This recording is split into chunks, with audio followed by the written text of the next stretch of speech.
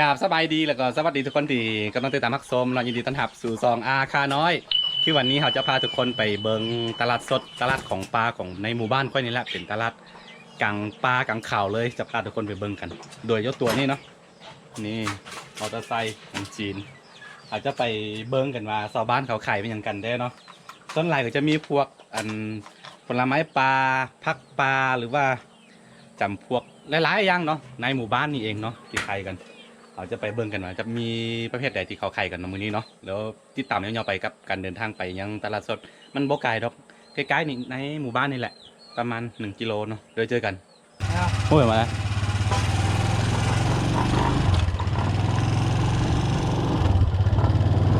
เฮ้ย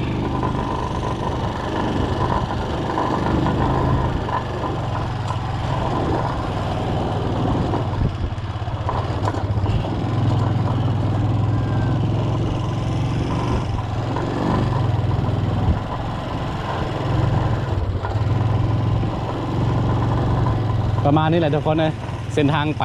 ยังตลาดสดบ้านค่อยเนาะคือช่วงนี้เป็นช่วงฝนตกแห้งนะ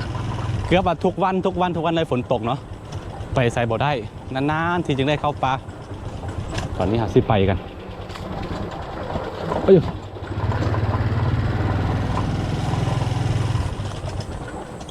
ฝนหาตกเช้าเมื่อกี้นี่เนาะนี่เด็กๆเขาไปโรงเรียนกำลังกลับโอ้ย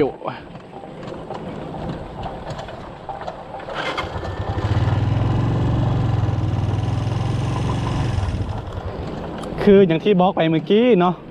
ในอันชาวบ้านเขาที่เอามาขายกันนะส่วนใหญ่จะเป็นผลไม้ปลาหรือว่าผักหรือว่าของปลาหลายๆชนิดเนาะเขามาขายกันส่วนใหญ่ก็จะเป็นแบบหัวสดๆนั่นแหละคือในหมู่บ้านค่อยบ่มีกันใช้สารเคมีเนาะบ่ว่าจำพวกผักมันยังเขาปลูกกันเองนะแต่ชาวบ้านเขามาขายกับแบบบ่มีกันใช้สารเคมีอย่างเลยเพราะฉะนั้นแบบคนในเมืองเขาจะมาซื้อกันอยู่ในนี่เนาะอยู่ในหมู่บ้านค่อยนี่เดี๋ยวจะเป็นได้แล้วขอให้ทุกคนติดตามยาวๆไปกับกันเดี๋ยวเบิ้งตลาดสดในหมู่บ้านค่อยเนาะ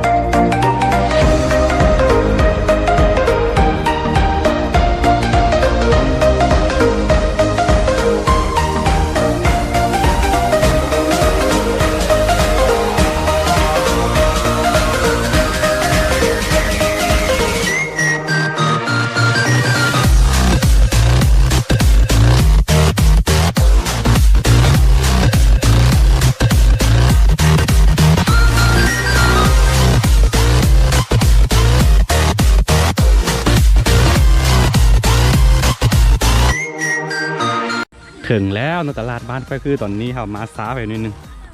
ตอนนี้ประมาณ5 โมงแรงแล้วก็เลยว่าชาวบ้านส่วนหนึ่งก็จะกลับไปหมดแล้วนี่อาเยอะนี่พี่ก็เยอะนี่ชิมว่างับปลาละ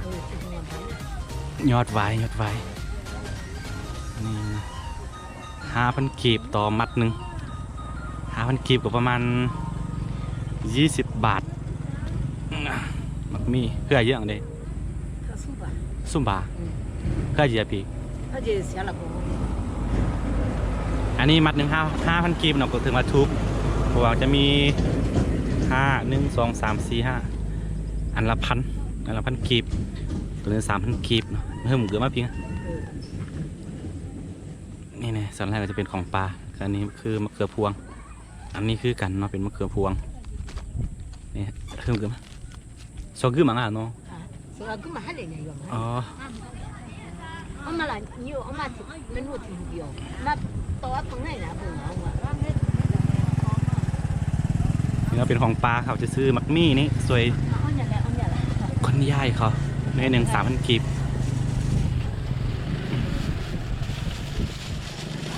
你陪着俺老远。 ชอบคือมังน้อยอย่างไรได้อยู่ 喏，你这就是我听的。 ผู้จ้าจีมันสิเทียมมังอ่ะผู้จ้าจีมันสิเทียมมังโอเคตอนนี้เดี๋ยวค่อยมากลับมานิ้วบายมาให้ได้มาเด้ชิเบิงไปนี่คือสาลีแล้วก็มักนัดเป็นของป้าเนาะที่ชาวบ้านอันนี้ก็น่าจะเป็นเฉพาะพักเต้าพักอื้อมันยังเขาไปเก็บอยู่หายกลับมาแล้วก็มาขายกันเนี่ยเป็นรายได้เสริมอันหนึ่งของชาวบ้าน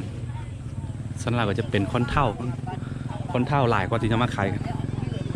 คล้ายๆกันหมดนะคือโดยทั่วไปหลายครั้งที่มาเราจะเห็นพวก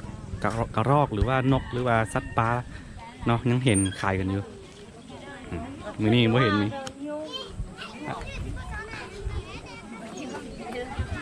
นี่ผักสดๆค่ะยี่จะยุ่งอะไรพี่今俺还喝啊，啊。ยี่จะยุ่งอะไรไม่เท่าว่าภาษาเราใช่เลย คือลืมบอกแล้วคนในหมู่บ้านนี่จะเป็นอาคา 100%เป็นหมู่บ้านอาคาพอแต่มา นี่นะคล้ายๆกันหมด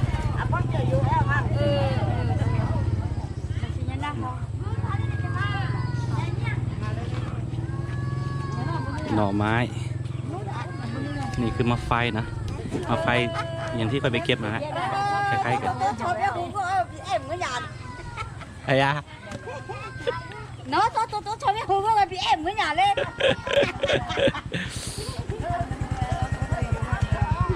โอ้หนอมาซื้อซะเอ้ยมังนัดนี่หน่อไม้ใหญ่สุด hú là bị em với nhà nó เขาเลยยังไงเหมือนสำหรับมะเพ็ดตัวนี้ตัวละ1,000เนาะพอละ1,000 2,000 กีบเขาจะซื้อซวยน้องเขาเป็นเล็กน้อยน้องพิวตี้อีเจน้องงานชิบายเยอะน้องปีหัวมาตัวไพ่เดียวชอจุกเดียวสองมา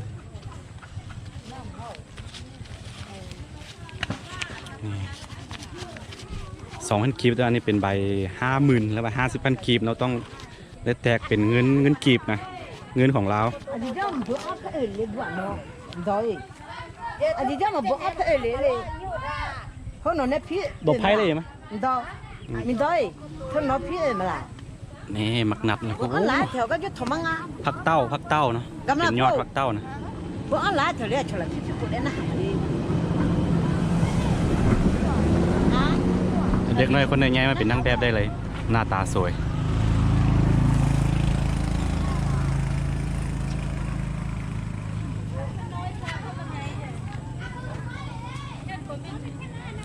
อันนี้น่าจะเป็นผักกะเพราเรียกว่าผักยังไง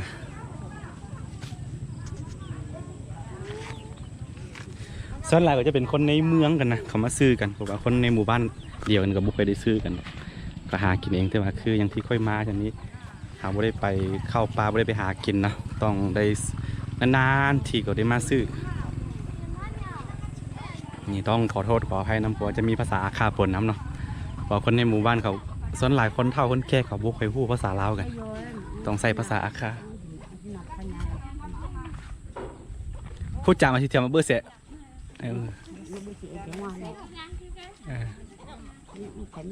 เธอแย่บิวมาผีอายุคือฮัชื่อมาทำคนใหญ่เขาถามว่านี่เป็นหนออย่างเป็นหนอไม้หนอหวานมันจะใหญ่หนอหวานแดงน่าจะเป็นลูกนึงเป็น 2-3 กิโล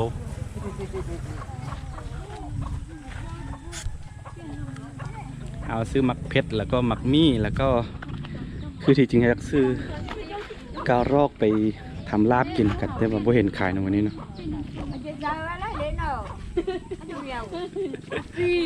还有你，我捡开呀， มึงยังมึงตัวยังมั้งล่ะไอ้เด้อ 要哪里？ หมายให้ครับ 我啊皮皮啊，皮皮啊，皮皮，我很想。อ่ะพี่อาซาเจียมเอาจีอาซาเจียมเอาจีมาเบอร์เสียทีมาเบอร์เสียอ่ะ 啊，那是这个味儿。要看到这个， ไอ้จีละไอ้นี่อ่ะหมังด้วยนะหมังด้วยอ่ะคือถึงว่าแม่งคงอาพิงอาบาอ่ะอาบาได้อ่ะพี่น้องจะเห็นแบบยอดไว้ในหมู่บ้านนี้มีหลายคือรู้ใครจริงอ่ะใครจริงอ่ะผมซื้อ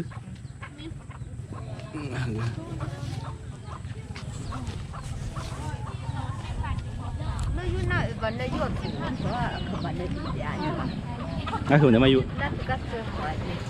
เฮ้ยโอเคนี่เราจะซื้อตัวนี้ไปเป็นยอดวายวายอย่างว่าลืมบ่แม่นว่า 可以， อาเยอะกว่า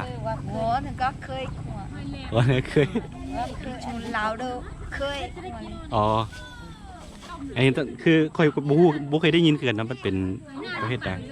แต่เวลามันจะใหญ่มันจะเป็นต้นง่ายๆเนาะนี่ตัวน้อยมันกินนะไม่กินดิบก็ได้แล้วไปกินไปแกงใส่ก็ไม่อย่างก็ได้นะโอเคเอาซื้อ 2,000 กีบตัวนี้แล้วก็มะเขือ 2,000 กีบแล้ว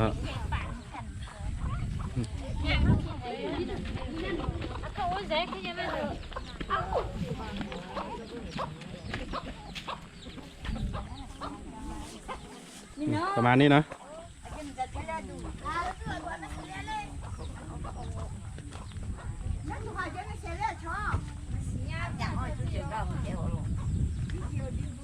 เอาอีกทีน้องพี่มาเบียร์เสียพี่ลืมใจายเงินให้ไม่เท่าส้มปลาอันยูอีกทีอันยูมีปลาส้มปลาคานี้เนาะ 3,000 กีบแล้วก็ 有偏的了好啊，有。 2,000 是喏， กีบอันนี้ก็ 2,000 บวกเป็น 他原那把弟弟家嘛。 ที่เพียงอ่ะ 他你超数超强啊原 มาเสียช่วยบีหัวละ 来。我喏。 เงินขาดก็สิเปลี่ยนเงิน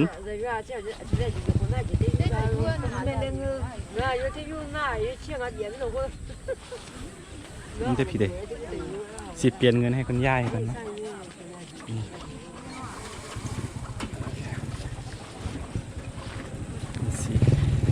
หมดไปประมาณ 7,000 กีบโอเคตอนนี้สิกลับบ้านกันทุกคนนี่แหละเป็นคลิปบ้านๆเนาะนี่นะเห็นคน พออาลีอาจจะก็ได้นี่นะผู้ใดจำได้เป็นพออาลีเด้อ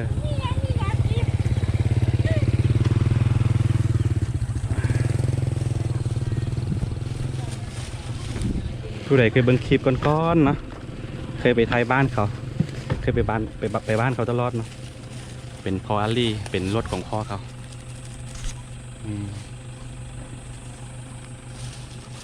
พออาลีเป็นเขารับราชการมาเป็น